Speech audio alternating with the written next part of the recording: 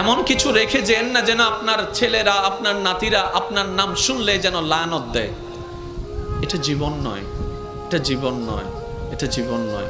এমন একটা জীবন বানান যেন আপনার মৃত্যুর সংবাদটা শুধু আপনার পরিবারের মুখে চোখের মধ্যে মলিনতা আর অশ্রু আনবে না, শুধু আপনার আশেপাশে পরিচিতরা পর্যন্ত বলবে, আহ আফসোস, আজকে একজন নেককার বান্দাকে হারিয়ে ফেলেছি, আজকে একজন মায়ার মানুষকে হারিয়ে ফেলেছি, আজকে একটা মমতার মানুষকে হারিয়ে ফেলেছি।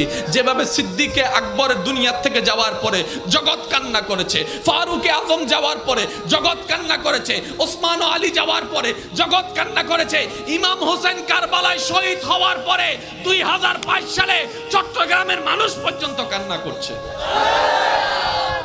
আল্লাহু আকবার।